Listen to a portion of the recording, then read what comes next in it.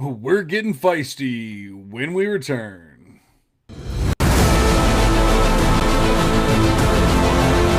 Welcome to the Devy Devotional Podcast, a show devoted to college prospect evaluation with a fantasy football focus. With your hosts, John Arrington, Aaron Wilcox, and Andy Starr. This podcast brings you actionable strategies and player-driven analysis for your Devy, C2C, and Dynasty leagues. Let's dive in.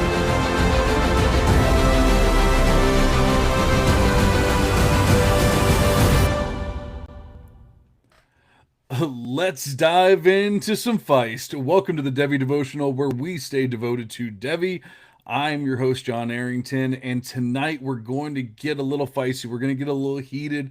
We are talking about some of the things that are bothering us this offseason. We're talking about some of the things that are really getting our goat, or whatever you want to call it. And like I said, we're going to be bringing the feist, but you know I'm not doing it by myself, so I got to bring on the co-host who's always here, Aaron Wilcox. How are you doing tonight, buddy? Hey, I am doing well. Glad to come on this evening with you, as always, of course, and yeah, get some takes out there, some things that maybe we don't disagree with, or sorry, don't agree with. We definitely disagree on, and or just things that we'd like to see portrayed differently out there. So definitely some bold, feisty type of takes tonight, but I think it'll be an interesting conversation. Absolutely. This is the time of year where people have way too much time on their time on their hands. They have way too many takes and hot takes and everything else, and so it starts getting a little crazy. We've mentioned it on previous podcasts where we start getting a lot of narratives this time of year, and we start seeing a lot of people just running with things. We've said in the past, the Roma Dunze was the 101 in any other class. And I've obviously had issues with that. In fact, we might even talk about that again because now there's new information to that.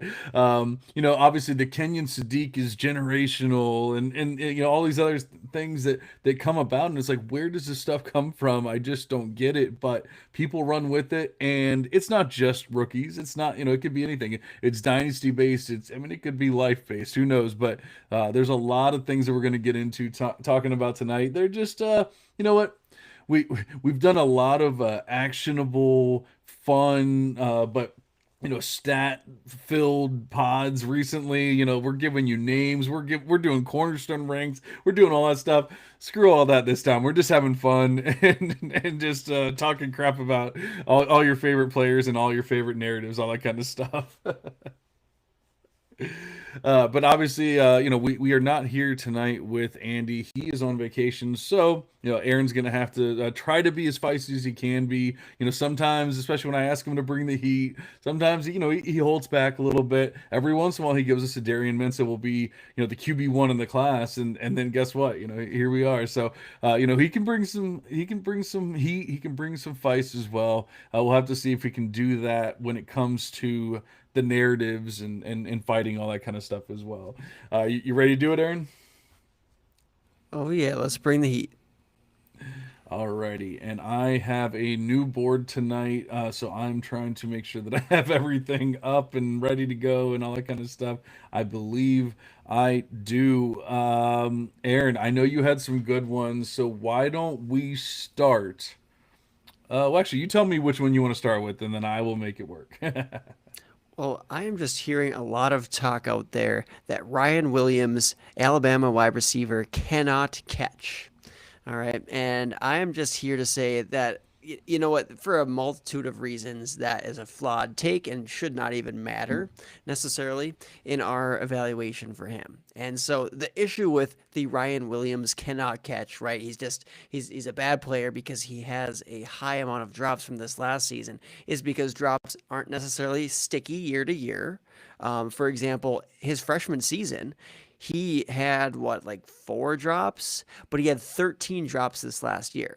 So did Ryan Williams, who was just a phenomenal prospect coming out, reclassifying, coming out a year early out of high school and still dominating with well over 800 yards as a true freshman at Alabama with Jalen Milroe, who couldn't even throw for 3,000 yards in a season at Alabama. he was dominating as a true freshman, leading Alabama, and he hardly had any drop issues. I mean, a few, drops here or there as a true freshman, as you'd expect, but this last season, that rate really ballooned up. So I get why people are talking about it. I mean, it's a talking point, but it doesn't mean he's trash. I see people dropping Ryan Williams out of their top 10 Devy wide receivers, and to me, it's just crazy talk because you look at who are some of these guys at the NFL level who also have struggled with drops in their career, and you're looking at Amari Cooper, who's led the league in drops over the last 5 years. CeeDee Lamb. CeeDee Lamb has had over 35 drops over the last 5 years. Guess what? Malik Neighbors, he had 9 drops in 2025. So did Cortland Sutton, Jaden Reed, and you go back. There's just been a lot of guys historically who have had high drops, like Brandon Marshall, just a ton of them, but they were also dominant players and heavily targeted players too. The more you get targeted, and especially with these inaccurate quarterbacks, lots of targets. Unfortunately, if there's inaccuracy or inconsistency, like we saw with Ty Simpson last year at Alabama, those guys do struggle with drops. You saw it with Xavier Worthy at Texas as well with Quinn Ewers quarterbacking because he was inconsistent. And guess what? Quinn Ewers ended up being a day 3 draft pick and not really NFL viable. So you're seeing some of that play out historically with poor quarterback play also correlating with it. And maybe John has some meaningful statistics to bear that out or prove it. So that is just a take that I am annoyed with this offseason, we'll say. Yeah, it is. It does get old, and I don't understand how in 2026 we're still talking about drop rate. Like I don't understand. I really thought we were done with it a couple of years ago. There have been multiple things put out, multiple articles, multiple investigations and everything into drop rate, and every single time it's proven that it's either fluky or it doesn't really matter, and it has nothing to do with like predicting fantasy points. In fact, a lot of times, I think kind of Aaron was kind of pointing towards this, is a lot of times drops mean targets and targets mean points. So like it actually, you're actually finding the best guys like your CeeDee Lambs and whoever are the ones with the most drops, because guess what, they get the most targets. And so that happens. But what I've actually found over over the past year or so, and I was trying to I've actually put out an article. I was trying to see if I had it here or not. But actually, I found that it actually has more to do with the QB, like you were saying with Ty Simpson, than it does even the wide receiver. And so, you're looking at it and you're saying, well, how does that make any sense? As a wide receiver, it's a drop, and you're saying it. But we look at that. Ty Simpson was throwing the ball to Ryan Williams at his pro day, and you see that, and you go, and everyone posted on Twitter, and they go, Ryan Williams with another drop. And then I'm sitting there looking at it, and I'm going, no, there's no drop there. It's 3 yards behind him. He's reaching back over, and like, that's not a drop. That is, I mean, if you want to call it a drop, sure, but that's a bad throw, an underthrow, a behind the back, behind the shoulder throw. It's taking that player off of their rhythm, off of their line, and they're having to go try to find the ball. And so that's where a QB can come into play. Obviously, that's just one example of it.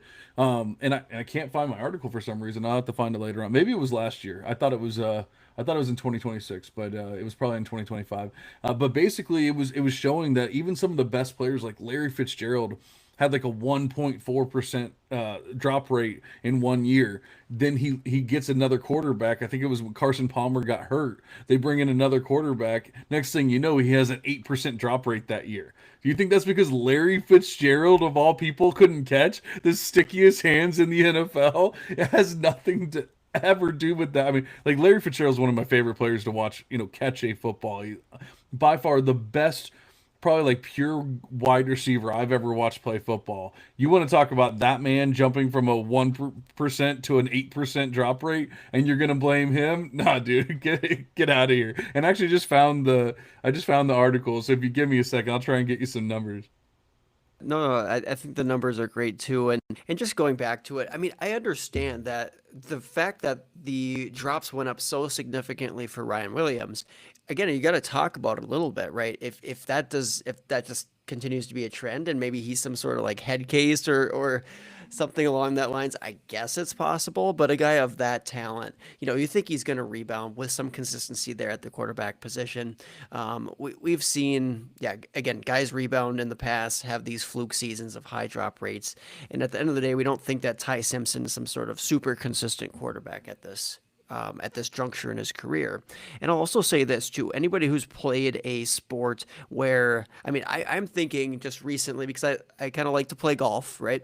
You think about how just once you shake your confidence out there too, now you're double guessing yourself, you're duffing shots, you're not playing with that carefree mindset. You're thinking about that last drop. You're thinking about that last time you messed up in whatever activity or sport you're playing.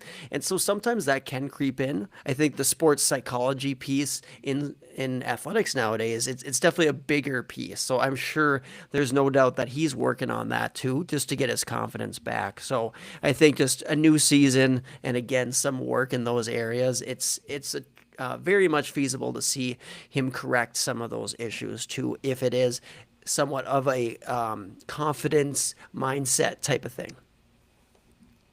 Yeah, so actually, I found the article, and like I was saying, Larry Fitzgerald had a 1.6% drop rate with Carson Palmer, who delivered catchable balls at a high rate, compared to a 5.1% drop rate in 2012 when the quarterback play was abysmal. He only had a 51.4% catchable target rate.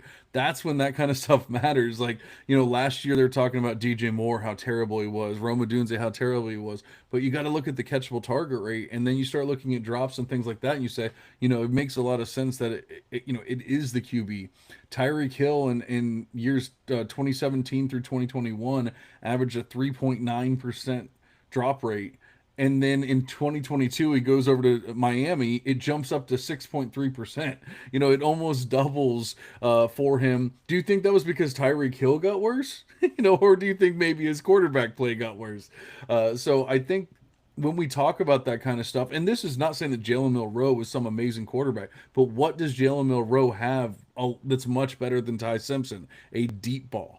He has that deep ball. There was one thing at the Senior Bowl that no one could say anything poor about, and that was Jalen Milroe's deep ball. He does actually put some nice touch to it, and it's just every time he knows how to float it in there. He has nothing else. There's no intermediate throws. There's nothing else that Jalen Milroe brings to the table besides his legs. But he's able to hit Ryan Williams in stride and do those things, and that's where Ryan Williams actually can catch. But yeah, I'm definitely putting it all or most on Ty Simpson. Yes, there are some extreme cases where the wide receiver is probably part of the problem, a la Deontay Johnson and other players like that. But a lot of times you do see it's kind of a head case or some kind of mental issues or something going on with those players, and it's not necessarily just that, well, they forgot how to play football or whatever it is, whether they're trying to jockey for a new contract or whether they're like hate their team or whatever it might be, they hate their role they're in. Then yes, you might say, okay, they're actually, now they're causing problems. I don't really want them on my team anymore. I can't really find any wide receivers that where like I truly care until you get into your like John Ross levels. Like he averaged 12.3% in the NFL. Well, we knew he wasn't a good, prospect. So like that's understandable. When you start getting up to that, that range of players, and I'm looking at the names here. It was a lot of older names because obviously we're trying to look at, years and years of data and not just look at 1 year and say, oh, blah, blah, blah. But we got to get past this drop rate, catch rate, all that stuff. Just completely take it out. The only time I would say that it can actually be useful is our friend Jeff DiMatteo, who joins us a lot of times on here and talks with us. He actually does include catchable target rate and A dot with catch rate. And when you start talking about that, obviously as the A dot goes up, the catch rate's going to come down, and then you can say, okay, he's going to have more drops. When you start looking at that, and if you start looking if a Zachariah Branch has a high drop rate, that might be a problem because you're talking about a guy catching the ball at the line of scrimmage. But a guy like Jordan Tyson getting balls 20, 30 yards down the field, if he has a couple drops, not the end of the world. Ryan Williams catching the ball 30, 40 yards down the field, not a big deal. So that's the only time I'll even accept it. But even then, I feel like if we just completely take it out of our vernacular, out of out of our go-to for is this guy good or is he bad, that kind of thing, just get it out of there and probably start looking more as this is a QB thing than anything else. I think we'll be in a lot better shape. Yeah, no, well said. And there's a reason why, I guess, to get a relevant example at Alabama this last year, like Jeremy Bernard was sure-handed, right? But he had a low ADOT. He was not really being used on the field much. So that is very fair. But we are here to give some scorching hot takes or just vent, whatever the case is. Do you got something for us, John? I do. In fact, I want like I don't want to sound like a broken record here because I brought this up multiple times during the off season, but I feel like there's new information out there now, and so we got to talk about a couple of years ago, Roma Dunze would have been the 101 in any other class. That was the narrative that was going around when he was basically considered the wide receiver three. And actually, we can go from this to one of your other ones, in a minute here. But he was considered the wide receiver three in the class, but every single narrative or every single analyst was just on this narrative of he would have been the 101 in any other class. He's just that good. He's so good. He's such a good player. And I've mentioned it multiple times this offseason. I've said how I hate it. Where did that come from? He was never going to be my wide receiver one in any class. He wasn't even my wide receiver three in the class, in that class. He was my wide receiver five. And that doesn't mean that I hate Roma Dunze, and it doesn't mean I think he's terrible, but he's my wide receiver five. He was not my wide receiver one. He's not my, he's not my generational talent or anything like that. Now we have people saying that essentially Roma Dunze is terrible and that Luther Burden is the wide receiver one on this team on the Bears, and I'm just like, wait, how do we go from that to this? I just don't understand it. So now you're comparing two narratives that I hated, the Romo Dunze 101 no matter what, and now the Luther Burden is it would have been the wide receiver one and or should have been the wide receiver one in the past draft class. I'm like, okay, we should have never have been on either one of those.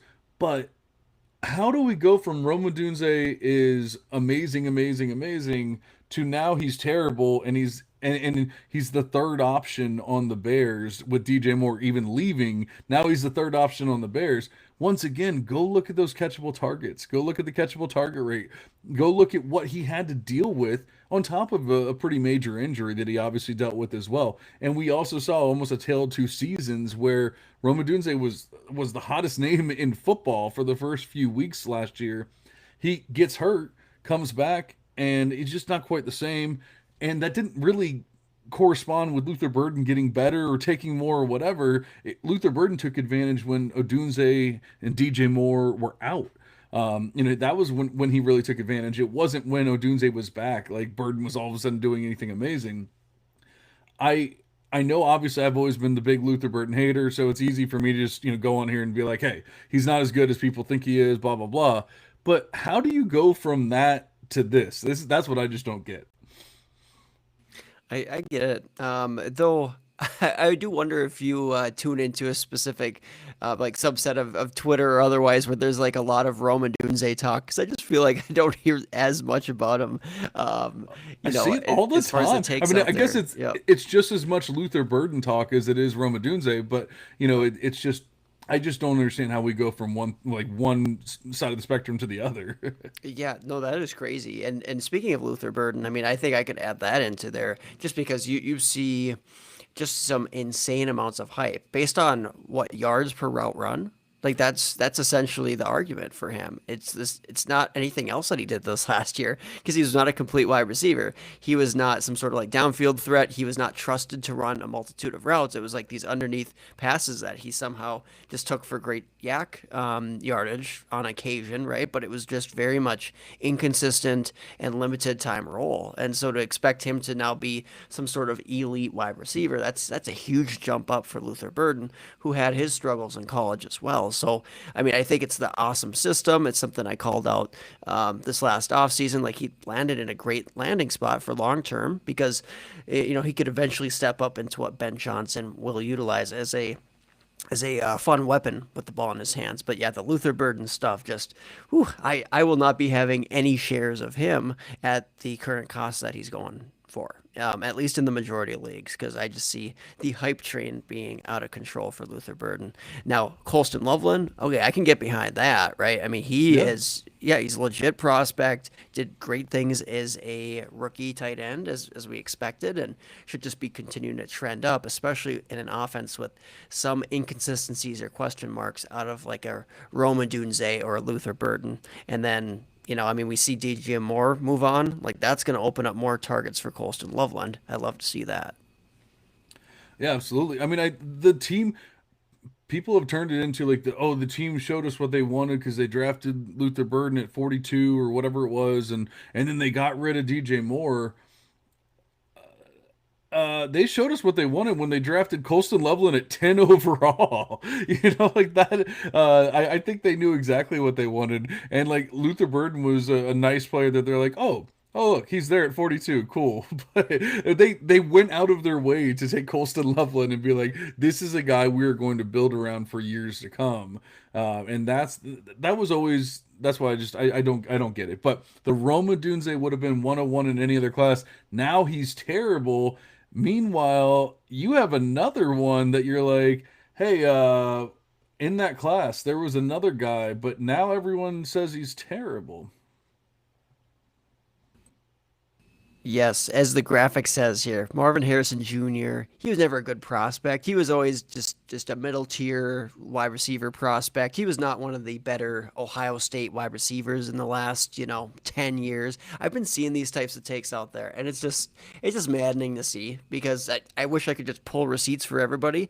And there are some people who found some issues with Marvin Harrison Jr., whether it was with his film in some sort of way, or maybe it was just kind of nitpicking at little aspects of his profile. But you look at a guy who had strong production, especially in his second and third seasons, who I mean, Marvin Harrison Jr. was an early declaree for the NFL draft. He went in the early first round of the NFL draft. He tested well in the 4.46 range. His speed score was in the 87th percentile. His catch radius also 87th percentile. His dominator rating, his college target share ratings, all 94th plus percentile. If you like breakout age, like he did some really good things there at Ohio State while sharing time with some very, very talented wide receivers, including Emeka Egbuka, who also has went on to be a good prospect and then a successful NFL rookie this last year. And then guess what? Oh yeah, Jackson Smith and Jigba and Garrett Wilson, that first year for Marvin Harrison Jr. were there too. Or actually, was that both of them, or was it? He was Uh, also sharing. JSN was there with Harrison and Emeka. Yeah, I mean, Or just not, an insane. JSN and Emeka. I mean, yeah. Yes, yep, Jason and Emeka Egbuka. It's just like the amount of talent that they had to contend with there.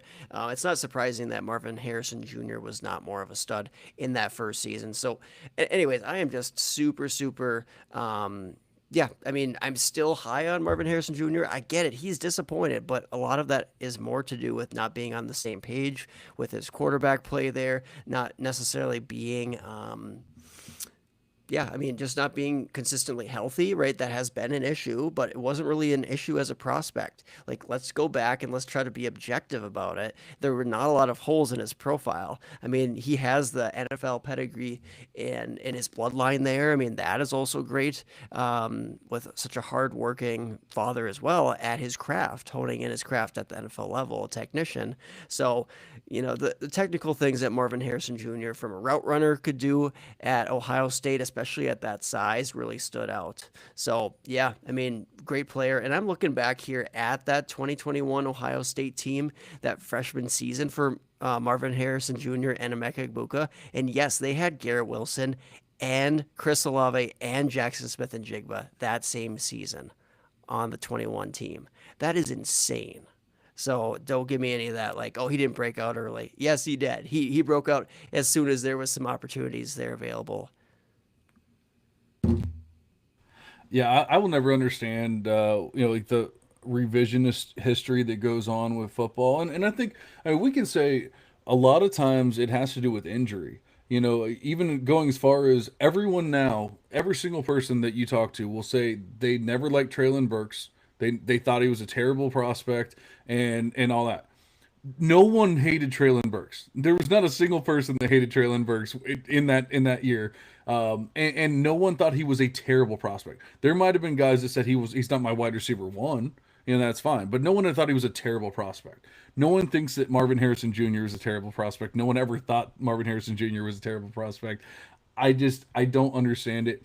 I created a profile comparison chart tool this off season, and it automatically goes through. I have nothing to do with this. The tool itself automatically finds the five closest players that player is comped to. Now Aaron has pushed back a little bit on some of these comps, but I push that it's trying to find the closest metrics comps. It's not necessarily play style or anything like that. It's looking at the most important, the most advanced metrics, and it's saying who are the closest comps. Here are Marvin Harrison Jr.'s five closest comps over the past, I think it's 6 years of players or maybe more. Malik Neighbors in his own class. Tedero McMillan in the next class. Jamar Chase, one of the best wide receivers in the NFL. Jamison Williams and CeeDee Lamb. Those are the top five. And honestly, even if you want to say like, oh, Tedero is a little bit lesser of a profile or anything like that, their profiles are very, very similar. Although Marvin Harrison Jr.'s PPR points per touch are a little higher than Tet's, but they like if you're looking at the chart, I was going to share my screen, but I'm worried with all the new buttons that I'm going to screw something up. So I'm not going to share it this time. We'll work on that in the future. But I promise you, I'm looking at these players, and there's nothing that screams poor prospect. There's nothing that screams anything bad about MHJ. And we've seen MHJ blow up. We've seen him be amazing. I really think this is a Cardinals thing. Unfortunately, we have these teams: the Cardinals, the Jets, the Raiders, whoever else. Up until recently, I mean, even like the Panthers and teams like that, where you can just say like they just have that vibe, and it's like nothing's gonna work until you finally make it work, until you finally fix the problem, change the way that everything's going on, with the team in the locker room, all that kind of stuff, and change that like losing mentality. Then you can finally get to winning and having a wide receiver one. I actually kind of hate myself because I've been one of the biggest Kyler fans, and I always got really excited. Like Kyler can take that next step. He can take that next step. He can be that top guy. He can't be that top guy because he's at Arizona. It's one of the worst teams in the NFL. Like it's never going to happen because they don't do things the proper way. They don't build around the right guys. Obviously, they just cut Kyler. Now Kyler goes to Minnesota. Now everyone's extremely excited about Minnesota and Jeff and everything else. Like you can't tell me that that this isn't a joke of of an organization here. So yeah, get out of here with MHJ was never a good prospect. I don't understand it. He might not be, and I mean I always had him and Neighbors basically neck and neck and basically tied. And when it's all said and done, maybe we were wrong with that. Maybe Neighbors is a better prospect, and that's fine. I really don't mind that. Unfortunately, obviously Neighbors has the injury and everything, but that doesn't make MHJ bad. That doesn't. It's kind of going back to the Odunze thing. Like Odunze getting hurt, Odunze and Caleb Williams not being on the same page, that doesn't make Odunze bad. It just means that you were wrong when you said that he was the best prospect ever, that kind of thing. And we're kind of doing the opposite here with MHJ. So I don't understand it, but I love that we're calling out the revisionist history here because too many people are jumping on that bandwagon of yeah, oh no, I never liked him. He wasn't my wide receiver one. Exactly. And the ADP disproves that, right? I mean, at least on average, he was across leagues, right? Across dynasty redraft formats. He was the wide receiver one at ADP if you go back. So, yeah, I mean, there are those individual cases. And good for you if you called that Marvin Harrison Jr. would struggle with his situation and occasional injury at the NFL level. Like, I think that was just more luck than actually being predictive, right, at your prospect profiling. So, I think, unfortunately, hey, we can't say for sure, right? Because that's just things have fallen how they've fallen, but there's still a lot of bright days ahead, I would think, for Marvin Harrison Jr. I bought him in a Campus Academy league this off season, and I was pretty happy to pay. It was like what Bayshall Tuden and Jonah Coleman, and maybe like one other player kind of thing. I'm like, yes, just give me a shot at trying to get a high end wide receiver on my dynasty squad. I'm all for it. Yeah, I was actually mad. I have a Marvin Harrison Jr. team that ended up the league ended up folding, and so unfortunately that was like one of my only MHJ shares, and I'm like, that's not great. But I'm gonna try and get some more, especially if people are just like out now, they're completely out. Then I'm definitely all in. I've been kind of waiting for at least getting closer to rookie drafts to really make moves because I really want to see how the boards fall and how everything works out and everything. I feel like, as much as people say this class sucks and everything, there's still going to be excitement once we have landing spots and everything. So I'm willing to work. Could you, when you're on the clock at 104 and you're trying to decide between Makai Lemon and whoever, do you just go, hey, do I want MHJ instead? And obviously that sounds like blasphemous, but yeah, give me MHJ over Makai Lemon, even as we speak today. Yeah, no, that's a fun scenario that's going to play out in some drafts, right? Where you're going to get on the board and you're going to say, you know what, I don't like Makai Lemon on the Jets, or wherever he ends up, Right. and maybe you won't be able to trade out that slot, but I would think that even just prior to being on the clock, people are still going to be so optimistic, like, oh, it's a mid first round pick, that's a super good pick, right? Super good value, and then you could certainly trade for an established guy who's coming off of either a down season or just some uncertainty. Absolutely. I like it. All right, so I think we'll probably have a lot to talk about with your last one. So I'm gonna throw mine in here first, and then we'll get to yours after that. Who knows? Maybe we'll come up with a couple more and really go to town on some people. But I am hearing a lot of people talking about basically any QB. Name a QB that was supposed to be good, and they're not good. Drew Lar, Garrett Nussmeier, Ty Simpson. Name all those. Insert QB here was good until he got injured. Please, people, Garrett Nussmeier was not injured for 2 years. He was really bad at football for 2 straight years. I promise you, he did not all of a sudden get hurt and then become bad at football. He has always been bad at football. Yes, he is not good. Oblique injuries. Actually, you know what? I don't even want to say it. Aaron, you're the PT. Oblique injuries don't last an entire season, correct?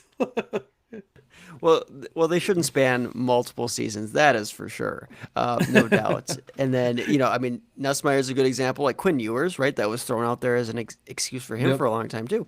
Oh, yeah, it's just the injury stuff. When he comes back, he's going to be, prove that he's a surefire, like first round type of talent out there. The newest one, Garrett Nussmeier has been talked about for months now. Oh well, if he just didn't get hurt, he would have been fine. He would have been fine. The dude got benched. Like he got benched. He's so bad. All right. But Ty Simpson now is, if he just didn't get hurt. Look at the difference in play between the first half of the season and the second half of the season. That's when he got hurt. That's no. Look at their schedule in the first half of the season and the second half of the season. He started playing poorly because he was playing actual teams and not FCS Mercer. That is why he started playing poorly. I mean, yes, obviously every player gets hurt. Why don't these same people go, Jordan Tyson's the greatest wide receiver alive? Because if he just didn't get hurt, he would literally be better than Jamar Chase. Like I don't understand why those excuses don't come about. But yet we're gonna sit here and talk about these low level quarterbacks. Ty Simpson has 15 starts under his belt. He was good for four of them. And yet we're going to sit here and make all these arguments about, oh, it's just injury related. It's just injury related. Garrett Nussmeier never showed anything that made us think that he could be an NFL starter And yet we're going to sit here and make, well, if he just didn't get hurt, he would have stepped up in his fifth season. Oh, that, that would have been it. So I just don't know where it's coming from. Drew Lar, same thing. uh Cade Klubnik, I really haven't heard as many excuses, but you hear people saying how his junior year was really good, and then all of a sudden his senior year wasn't the same. Could it have been an injury, Aaron? Could it have been an injury? So I don't know what to do, but it's really bothering me. No, I get it. And even some like lesser guys in previous years, you've heard that for like, Dylan Gabriel, sometimes some injuries were being blamed there. And I'm just trying to think to some other years, but obviously injuries happen. I mean, I understand that they can hurt a draft stock and all that, but at the same time, it just bails out a lot of people, right? They could just blame it on, oh yeah, he was injured, that's why he didn't pan out. And sometimes that is true, right? As we see in football, especially at like those running back positions, though, if you got the goods as a quarterback, it shouldn't matter that you get injured one year, right? You should be able to bounce back at some point and prove it. Because I mean, we know that there's enough years of eligibility now out there in college football, right? Guys getting extra with all sorts of exceptions and this and that. But yeah, at the running back position, it does zap you so much where I am much more confident saying if this X player didn't get injured, right, their trajectory of their career would be different. But at the quarterback position, kind of a weak excuse for sure. I don't like that being used so often. Yeah, and I mean, even if it was a rushing QB and they get hurt and then all of a sudden they're not running anymore, that's something we can point to and say that's completely different, or something to that effect. Even, I mean, if Garrett Nussmeier is pushing the ball down the field in weeks 1 through 5, and he's throwing at a 12.5 clip with an 8% big time throw rate, and then all of a sudden it falls off the face of the planet, we go, okay, that makes sense. None of that ever happened. Like we've seen years and years of these players, and I just don't understand it. That's why I'm like, there was no night and day. Ty Simpson, even there wasn't even a night and day with him, but they started playing more difficult competition. They started playing SEC competition, and all of a sudden he was really bad. Maybe there's a couple of games in there where it's like, yeah, he got affected by injury, of course. And I think there's even like maybe Justin Herbert dealt with some injuries, like small injuries and things like that, when he was in college, and we can say he didn't really get hyped as much as we wanted to because he was lower, but he was still a top prospect. He was still considered a top guy, even if he dealt with some injuries and things. And I don't know why, like, none of that was ever talked about with any of these other guys. You didn't hear about a guy like Kyler Murray or a guy like Baker Mayfield or a guy like Patrick Mahomes. You didn't hear about, oh, well, in week 6, he did tweak that hammy, and, no, you never heard about any of that stuff. It's just, are you good at football or are you not? And we don't see that here. I know you brought up running backs and how they get sapped and everything. It just made me think of Jonah Coleman. I know you've kind of made some excuses for Jonah Coleman. This has nothing to do with my diatribe here, but I know obviously you just sold Coleman in a trade, so it seems like you're kind of maybe falling a little out of love. Are you willing to say that his really really poor senior year was because of the injuries, or do you think it was just more of a lack of athleticism kind of all along, and we kind of saw that with some better Big Ten play and things like that? I guess the one thing I will say is that absolutely the competition level stiffened there, so that exacerbated the presence of injury down the stretch for Jonah Coleman. I still don't think that he's some sort of, great prospect because there's clearly some athletic concerns, whether it's residual from being injured or just in general. I've never found him to be a guy where I would think he'd test in like the 4.4s. Like he's just never necessarily been that explosive of a player in my eyes, but he's had years of high explosiveness. It's been against competition usually that has been subpar, whether it was Pac-12 back in the day for Arizona or when he went to Washington. It just seemed as though some of those numbers, I never trusted them fully. He started off obviously really hot, but clearly dropped off with some injury down the stretch. So, I mean, yeah, I will point to the injury and say that certainly affected his season. It's going to probably affect his draft capital and the trajectory of his career. Sure, that's just how the cookie crumbles at the running back position. Like it just unfortunately, if you don't get drafted as highly, you're probably not going to get as many opportunities. Teams are going to look at you different, more likely to be cut, more likely to be third string, Yeah. whatever the case is. So yeah, and he's not a special enough athlete to make up for it, right? To bounce back. That's Well, my if he'd concern gone to the too. combine and crushed the combine, then we'd say, okay, he's healthy and blah blah blah. He didn't run for obvious reasons. We know Yeah. why he didn't run, and he didn't do hardly anything. And it's like, okay, we know who this guy is. I mean, yes, injuries Yeah. can plague any player. That's why I mean, like Jordan Tyson is injury prone, according to a lot of people right now. But yet he's still Debbie Best and Beth's wide receiver one because he did it when he was on the field. Even with those injuries and things, we still see it. So, and Brett's in the chat. He says, "Hey, what's up, Brett? Appreciate you being here. Yes, we are venting. We're getting it all out, getting it off our chests. It's not good to hold it in, guys. We got we got to get this out and really let the feist out. So that was my insert QB here was hurt. I have another one. Um, I don't actually have it here. This is more of a personal one, but having to wake up and wake up my son every single morning at 6 a.m. I just got to get that off my chest. That's a huge nightmare that I never wanted to have to do. But for whatever reason, Pasco County, the county I live in, does a 7 a.m. start time for high school. And so having to wake my son up, my teenage son up at 6 a.m. every single morning is something I have to get off my chest, is like a personal nightmare of mine. And yeah, I hate every second of it because I don't know if you guys have ever woken up kids. Aaron isn't quite to that point yet. They're waking him up. He's not waking them up. But it's not a lot of fun.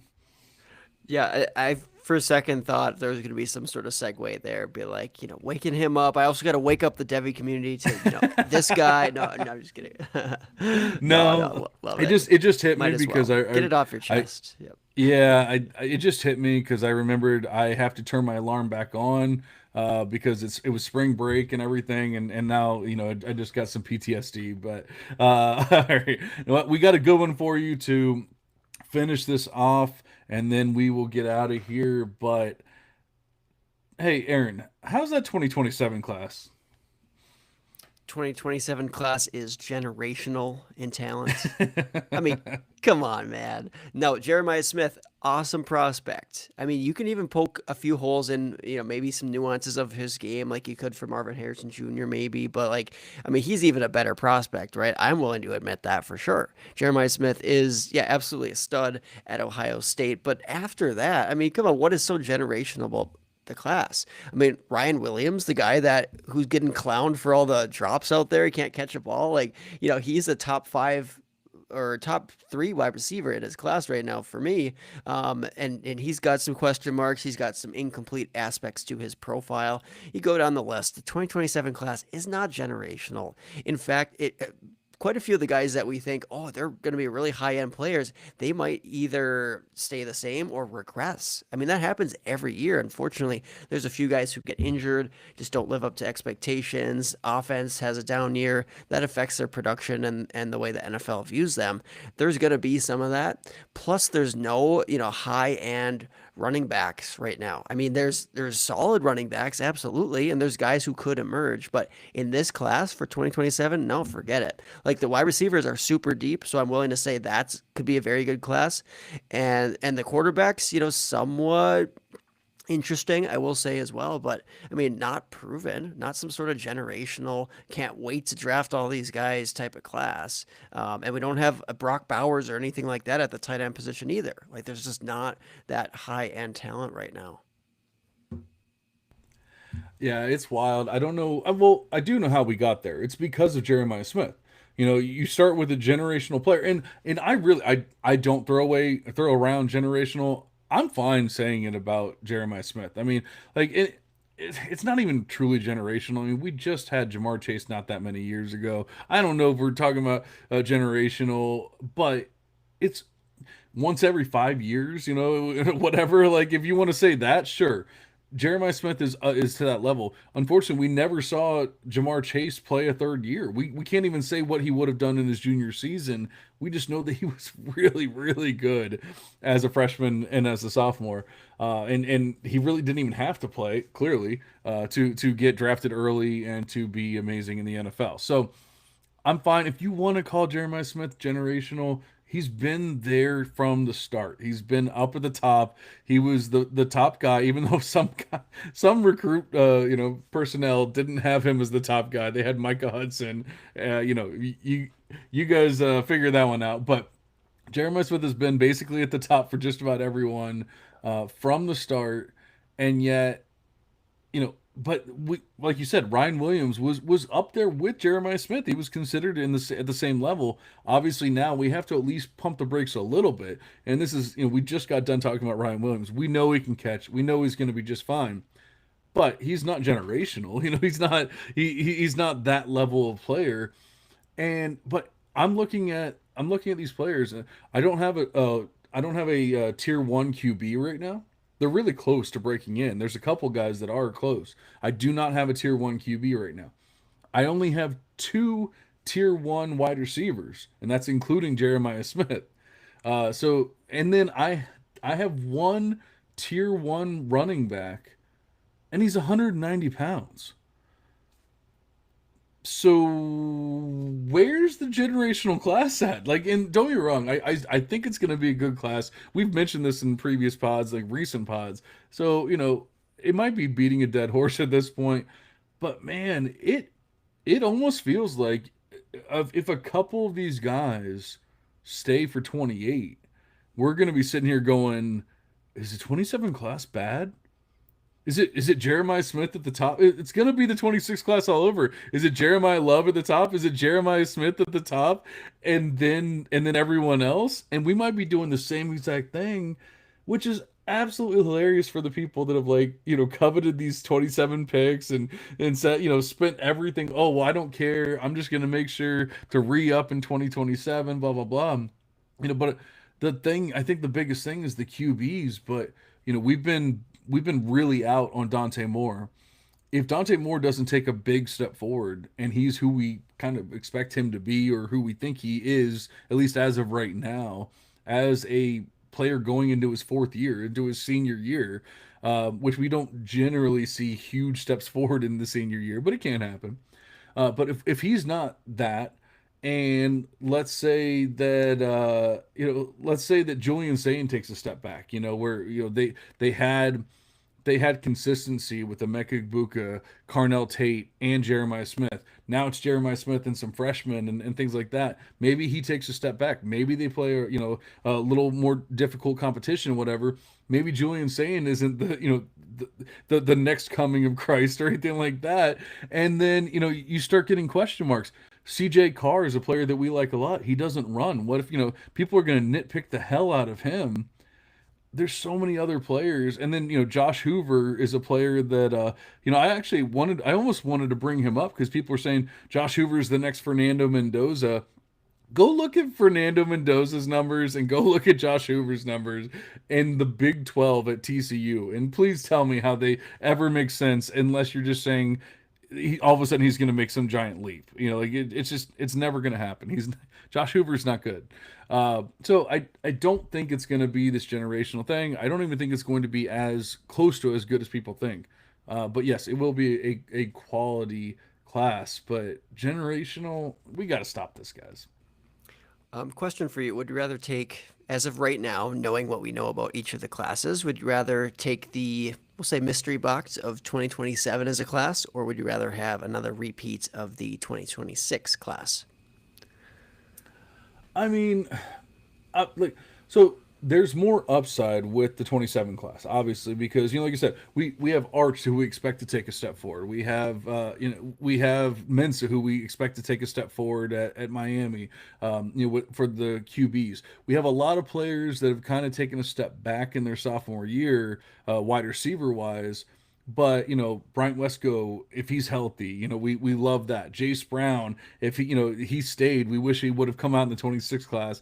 So like, there's players that are question marks because they've transferred and they've done all these things. So I still want to lean the 27 class. Obviously, just because the running backs are so bad and everything, I still stand behind. I love the 26 class because it's going to be so much fun watching people fall for the Chris Brazels and the Chris Bells and every other person named Chris and Antonio Williams and like players like that. I cannot wait to watch them get drafted ahead of players like Elijah Surratt and Eric McAllister and and Justin Jolie and Max Clare and like some of these players that like are gonna go late but actually have a shot at being good. Like I cannot wait. So I feel like the 26 class is more fun because I love playing that game of who's going to be there and can I move up? Can I trade back? Can I do this? That kind of thing. So that's going to be more fun for me to move around the class and do all that. But 27 is going to be where we actually latch on to certain players and say, no, that's my guy. Cam Coleman is my guy. That's my wide receiver too. I want him. I need him. That kind of thing. Yeah, no, I tend to agree with you. We've talked about it. There's some sort of drop off. You can argue at, 104, 105, 106, etc. in this class, and then it really is, like you said, kind of pick your flavor. There are some guys who are sneaky good profile wise for sure that you can try to extract some value, but it does drop off, right? And some of the upside there too. So yeah, I'd rather take the 2027 class, that mystery box, but it is by no means generational. So that's something we just had to say and throw out there. Yeah, absolutely. I think we're just getting to the point where we see it every year, but I think this is just a little worse because people are freaking out about the running backs. They're freaking out about the lack of quarterbacks, and they're saying this class is so bad that makes next year that much better. But going back to players staying in school and doing more, staying for an extra year, staying for their senior year more often. We thought Justice Haynes was going to be in this class. We thought that Jace Brown could have been in the class. We thought Deuce Robinson could have been in the class.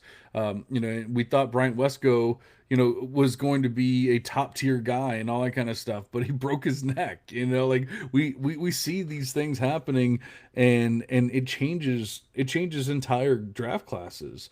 You had mentioned Justin Ross with the broken neck thing before. I mean, he was considered a top guy, and now he's an afterthought. He's nothing. So I I think we get a little overhyped, especially when they blow up as freshmen and all that kind of stuff. But as fun as it can be to see them put up 600-700 yards as a freshman, it doesn't necessarily mean that all of a sudden it's a generational class or anything like that. Yeah, no, I agree with you. And we're at that point in the off season where people are just throwing out takes just to throw out takes. Like people were nitpicking Jeremiah Smith, or I shouldn't say people. There was like one person I saw on the timeline nitpicking Jeremiah Smith from like a route running standpoint. I'm like, come on. I guess we're just bored, right? We're just trying to find things to talk about because at the same time, just because he messed up on a couple of routes there does not mean he's some sort of slouch with his route running. Like you don't put up that kind of production at Ohio State at such a young age by not being able to run a route. Come on. Exactly. All right, I got one last one for you. Tell me if it's true or not, Aaron. I'm just gonna put it up on the screen. I would say Devi Devotional is very generational. Yes, yes. Yeah, there's none like us. None before, none after. No. No, I love it. I love it, and hopefully we give some. Well, there's no shortage of takes here that I feel like aren't honest, right? We try to be honest and sometimes pretty blunt about the things that we're promoting and or some of the things that we're seeing out there, and yeah, so we try to be authentic with that, and yeah, so I'd say generational from just kind of carving our own path out here, but yeah, so more All right. generational than the 2027 class at least. And we're full circle. Okay, yeah, one last thing. Keywan Lacey. Good or He's bad? not. He's not Adrian Peterson, if that's what you're asking, because that was also a take on the timeline this week. Keywan Lacey is Adrian Peterson 2.0. I'm like, what? No, Yeah, not at all. no. No. Have Let's. you? I mean, I Yeah, was. yeah. Yeah, I guess I was being a little more political about it, but hey, we're feisty today, so I love it. But I honestly, I don't even know if I think Keywan Lacey's good. Like he's college good, absolutely, but is he Yeah. NFL good? I don't think I'm there yet. Yeah, my comp before was like an Isaiah Spiller-ish type of back where it seems like, oh yeah, he could be like top five in the class, but ultimately just not that, right? And I think that Lacey's better, but it's just that type of a profile where just appeals to a lot of people. They're like, oh, this guy's gonna be like a day two type of guy. He's gonna be a difference maker, and then kind of just falls a little bit short. I don't think Lacey's quite this dynamic, absolute stud. He's no Adrian Peterson. Let's also say that because we are seeing those takes out there. We got to douse those takes. Yes, we lit some flames today, but we're also putting out fires too. That's right. I feel like there's some kind of correlation there. There's some kind of Venn diagram of the people that think Ryan Williams can't catch, and the people that think that Keywan Lacey is Adrian Peterson. They're probably looking at the wrong kind of metrics, the wrong kind of stats and things. Like Keywan had what 24, 25 touchdowns last year. Touchdowns aren't sticky. It's kind of like drop rate. It's the same thing. You're looking at the wrong thing, and you're saying, "Oh my God, this guy's amazing," because all he does is score touchdowns. You're completely missing the fact that he has a lower big time run rate. He only has 5.1 yards per carry in the SEC. Like things like that, and you start going, oh, okay. Like the receiving profile isn't quite there. Oh, okay. Maybe he's not quite that generational talent that we thought. And that, goes along with the 27 class is not generational. So I figured we'd finish it off there. Hey, but I didn't know how long we were gonna go or anything like that with the Feist here, but we went almost an hour, just the two of us. So I think we brought it. It has been brought in, and yeah, we're having a good time. But Aaron, I can't send it to anybody else because it's just me and you. Words of wisdom, my brother. Yeah, well, I think the words of wisdom are to stay tuned for next week's episode because I'm sure Andy will come in and maybe he'll even have a spicy, feisty take, whatever you want to call it, for us, I'm sure. And or maybe some things that are just on his mind from listening to this episode or from just observing all the takes out there this time of year. But we also want to get into some sleepers, some later supplemental draft targets, all those types of things here in the near future. So stay tuned for that. Absolutely. We appreciate you guys still being here. If you are still listening, if you are, hopefully we don't get too much hate mail, tonight or this week or anything. But hey, if you want to argue touchdown rate and drop rate and all that kind of stuff, I will argue until the death. So I promise you. But we appreciate you guys listening. Obviously.